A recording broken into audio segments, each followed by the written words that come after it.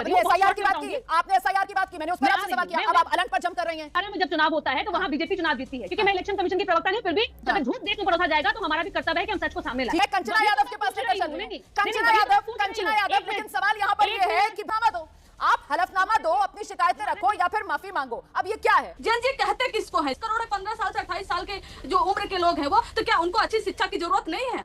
उनको नौकरी की जरूरत नहीं है? किसी के किसी मुद्दे पर उतरेंगे, आप उन पर लाठीचार्ज करेंगे। चलिए शुरू करते हैं, पिक्चर चालू करो बे। जी के रुक कर लेते हैं। अनुप्रिया जी, मैं जानना चाहती हूँ कि बिहार चुनाव में इसका क्या असर पड़ने वाला है? आपको क्या लग रहा है जो राहुल गांधी कर रहे हैं वो देश हित में है या ये लोकतंत्र के लिए हानिकारक है? अनुप्रिया। चलो भाई देखो अब मैं क्या करता हूँ।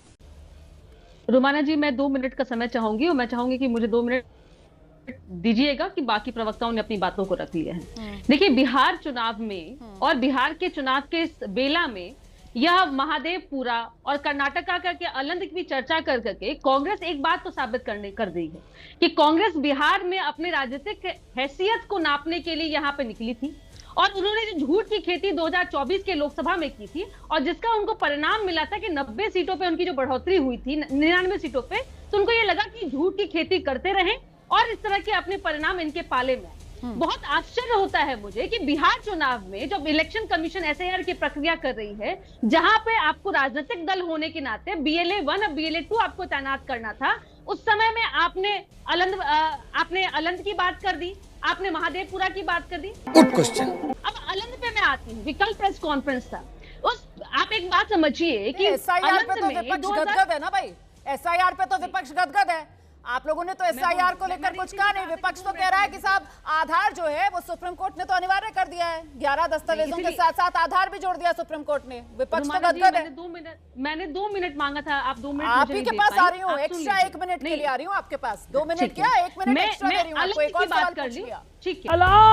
दलाल मैं अलंद की बात कर रही हूँ। एसआईआर की बात की, आपने एसआईआर की बात की, मैंने उस पर आपसे सवाल किया, अब आप अलंद पर जंप कर रही हैं, या तो आप ही तय कर लीजिए आपको किस पर बात करनी है।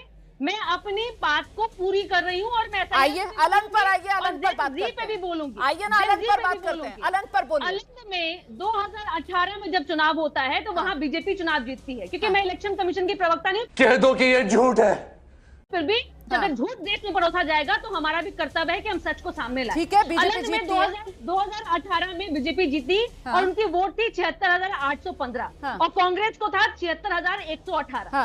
अब 2023 में जब चुनाव होता है, जबकि 2 वर्ष पूर्व की बात मैं कर रही हूँ, उस समय में कांग्रेस को वोट मिलता है 89,508 और बीजेपी को मिलता है 79,180। मतलब कांग्रेस को 13,000 वोट ज्यादा मिलता है, वो चुनाव वहां जीतती है। अब बताइए, बिहार चुनाव में आगे आप अलंद की बात करें जहां चुनाव जीत चुके हैं, तो आप कैसे देश की बात कर रहे हैं और कैसे राज्य का बात करते हैं? कहां से कहां जोड़ रहे हैं? बिहार में अलंद के अंदर 2018 में कांग्रेस पार्टी ने जो वोट चोरी के आरोप लगाए हैं, अनुप्रिया जी आप मामले को उलझाइए मत, जलेबी मत बनाइए। आप अलंद से बिहार को अब जोड़ने लगी। अभी आप एसआईआर ले आई थी, एसआईआर पर मैंने आपसे सवाल पूछा तो आप अलंद गई। अलंद में आपको बेसिक सवाल नहीं समझ में आ रहा है जो कांग्रेस की तरफ से उठाया जा रहा है? वो कह रहा है साहब 2018 में हम 700 वोटों से हार गए थे, 2023 में चुनाव से पहले ही कांग्रेस कह रही है हमने चोरी पकड़ ली, वरना एक बार फिर से इस तरीके का नतीजा हो सकता था। यही तो कांग्रेस पार्टी कह रही है। ऐसे में मैं कंचना यादव के पास लेकर चल रही हूँ। कंचना यादव, लेकिन सवाल यहाँ पर ये है कि भाई चुनाव आयोग की तरफ से कहा जा रहा है, चुनाव आयोग की तरफ से कहा जा रहा है कि साहब आप हलफनामा दो, आप हलफनामा दो, अपनी शिकायतें रखो या फिर माफी मांगो। अब ये क्या है? आरोप लगाओ फिर गायब हो जाओ, आरोप लगाओ फिर गायब हो जाओ, तो ये तो लोकतंत्र के हित में नहीं है ना। कंचना यादव, अगर वाकई में आरोप इतने गंभीर हैं तो फिर सिरे से आकर उन आरोपों को अदालत की कसौटी पर क्यों ना परख लिया जाए? क्यों नहीं लेकर जाते हैं अदालत में? रोमाना जी, मैं इस पर जरूर जवाब दूंगी, लेकिन अगर आप इजाजत दें तो मैं जेनजी पर एक जवाब देना चाहती हूँ, क्योंकि उस पर भी बहुत सारी बात हुई है।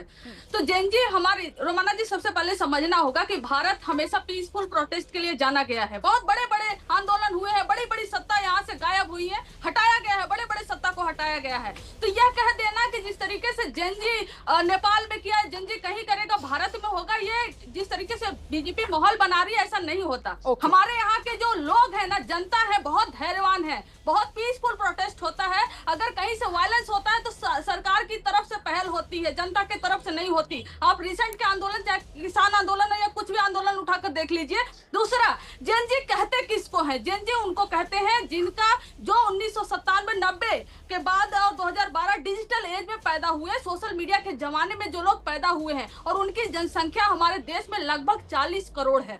ये सरकारी आंकड़े, लगभग 40 करोड़ है 15 साल से 28 साल के जो उम्र के लोग हैं वो। तो क्या उनको अच्छी शिक्षा की जरूरत नहीं है?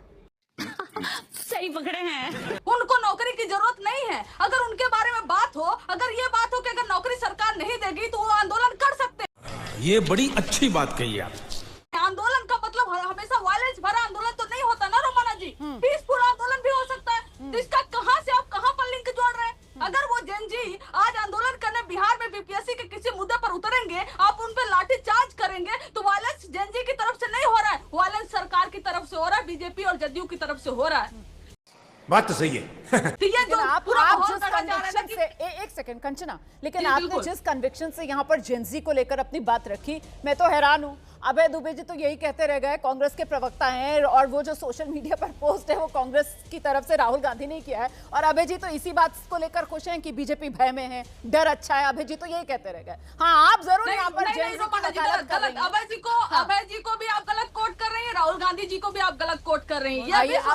महात्मा गांधी जी पीसफुल आंदोलन करते थे, अंग्रेजों में भय नहीं था क्या? महात्मा गांधी जी पीसफुल आंदोलन करते थे, अंग्रेजों में भय नहीं था क्या? डर नहीं था क्या? डर के भाग गए यहाँ से। तो आप हमेशा वायलेंस पे क्यों उतर जा रहे हैं? वायलेंस का नैरेटिव क्यों गढ़ा जा रहा है? भाई जेनजी को भी रोजगार चाहिए, जेनजी को भी शिक्षा चाहिए, जेनजी को भी भूख लगती है। आपने ये जो अपना नजरिया रखा, मैंने एक्चुअली ये नजरिया नहीं सोचा था। मैं तो नेपाली तक और बांग्लादेश तक ही पहुंच रही थी। आपने एक अलग नजरिया दिया मुझे। मैं इस नजरिए को लेकर मलुकनगर के पास चलती हूँ।